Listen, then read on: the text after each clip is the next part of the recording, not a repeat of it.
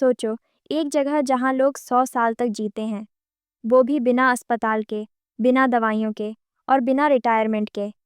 ना वो बोर होते हैं, ना तनाव में रहते हैं, और हर सुबह एक वजह से उठते हैं, एक उद्देश्य के साथ। दोस्तों, आज हम बात करेंगे एक ऐसी जीवन बदलने वाली किताब के बारे में जो आपको ज़िंदगी जीने का एक नया नज़रिया दे सकती है। Ikigai, the Japanese secret to a long and happy life. इस किताब के लेखक हेक्टर गार्सिया और फ्रांसिस्क मिरालेस ने जापान के ओकिनावा द्वीप जाकर उन लोगों से बात की जिन्होंने 100 साल की उम्र पार की। उन्होंने एक सवाल पूछा, आप इतने खुश और लंबी उम्र तक कैसे जी रहे हो? उनका जवाब था, इकिगाई। आज हम समझेंगे इकिगाई क्या है, कैसे ढूंढा जाता है और कैसे आप भी एक लंबी, स्वस्थ और संतोषजनक जिंदगी जी सकते हो। पार्ट 1, इकिगाई क्या है? इकिगाई एक जापानी शब्द है जिसका मतलब है जीने की वजह। हर इंसान का इकिगाई अलग होता है। कोई अपने परिवार के लिए जीता है, कोई पेंटिंग के लिए, कोई टीचिंग, कोई सेवा के लिए। ओकिनावा के लोग कहते हैं, अपना इकिगाई ढूंढो और तुम्हारा जीवन एक उत्सव बन जाएगा। इकिगाई एक मानसिकता है जो आपको हर सुबह उत्साहित करती है, जिसे करते वक्त थकान नहीं होती। इसमें पैसा हो या ना हो, नाम हो या ना हो, लेकिन सुकून ज़रूर होता है। इकिगाई का मतलब ये भी नहीं कि बस एक ही चीज़ हो। जिंदगी के अलग अलग पहलू आपका इकिगाई मिलकर बनाते हैं। पार्ट 2, इकिगाई सर्कल, 4 सवाल जो सब कुछ बदल देते हैं। इकिगाई को समझने के लिए एक डायग्राम काफ़ी प्रसिद्ध है, द इकिगाई वेन डायग्राम। इसमें 4 सर्कल हैं। 1, मुझे क्या करना पसंद है? सबसे पहला सवाल, मुझे क्या करना पसंद है? यह हॉबीज़ हो सकती हैं, लिखना, गाना, कोडिंग, डिज़ाइन, डांसिंग, लोगों से बात करना या नए नए आइडिया सोचना। अपने दिल से पूछिए, जब आप फ्री होते हैं, बिना किसी दबाव के, तो आप क्या करते हो? वो गतिविधि जो आपको वक्त का एहसास ही नहीं होने देती, वही आपका पैशन हो सकता है। उदाहरण, अगर आपको स्टोरी लिखना पसंद है, तो हो सकता है आपका इकिगाई कहानियों के जरिए दुनिया को प्रेरित करना हो। 2, मैं किस चीज़ में नेचुरली टैलेंटेड हूँ? आपका अगला क्लू छुपा है आपकी प्राकृतिक प्रतिभा में। सोचिए, आप कौन सी चीज़ बिना ज़्यादा प्रयास के कर लेते हो? क्या लोग कहते हैं, यार तू तो इसमें कमाल है? ये हो सकता है ड्राइंग, मैथ्स, लोगों से कनेक्ट करना या किसी जटिल समस्या को हल करना। उदाहरण, अगर आप बिना घबराए स्टेज पर बोल लेते हो, तो आपका इकिगाई पब्लिक स्पीकिंग या टीचिंग से जुड़ा हो सकता है। 3, मैं लोगों की मदद कैसे कर सकता हूँ? इकिगाई का एक कोर एलिमेंट है, आप दुनिया के लिए क्या कर सकते हो? आपका काम सिर्फ आपको खुशी नहीं देता, बल्कि दूसरों की ज़िंदगी में भी रोशनी लाता है।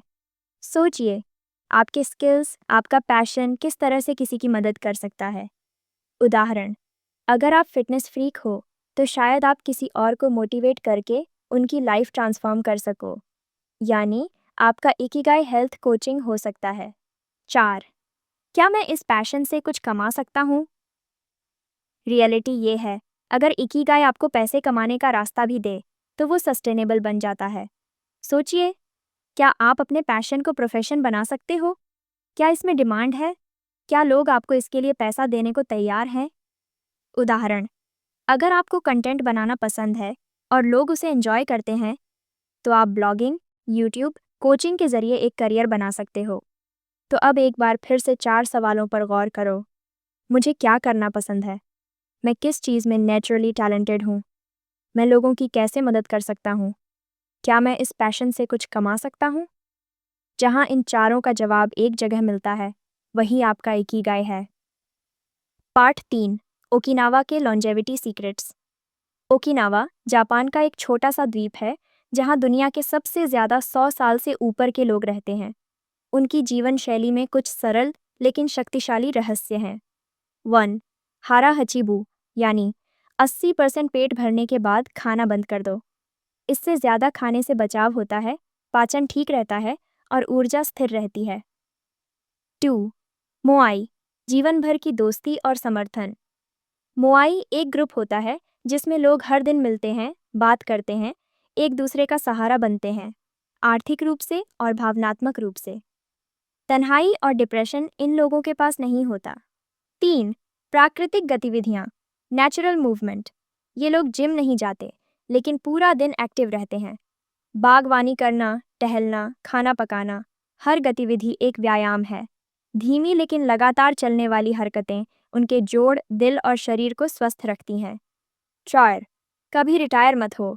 ओकिनावा में लोग 90 से 65 की उम्र तक भी काम करते हैं, लेकिन वो नौकरी नहीं, इकिगाई वाला काम करते हैं। वो काम जो उन्हें पसंद होता है। Part 4, flow. जब काम का तनाव नहीं लगता। इकिगाई का एक शक्तिशाली हिस्सा है फ्लो। फ्लो का मतलब है आप किसी काम में इतने शामिल हो जाते हो कि समय का पता ही नहीं चलता।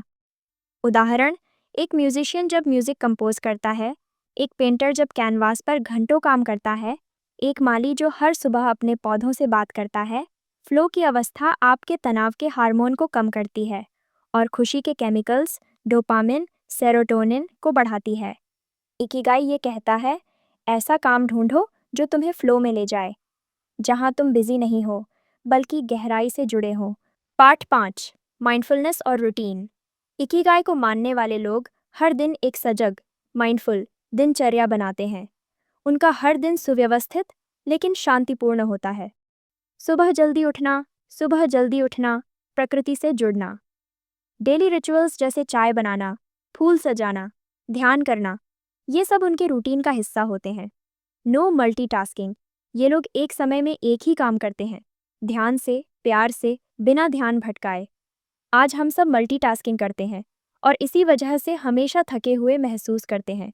इकिगाई कहता है, धीरे करो लेकिन गहराई से करो। पार्ट 6, रिश्ते और समुदाय। ओकिनावा के लोग कहते हैं, जीवन तभी सुखद है जब आप किसी से जुड़े हुए हों। उनका मोआई, उनका परिवार, उनकी कम्युनिटी, ये सब एक सहारा बनाते हैं। आज के समय में लोग 1000 ऑनलाइन दोस्त रखते हैं, लेकिन असल ज़िंदगी में अकेले होते हैं।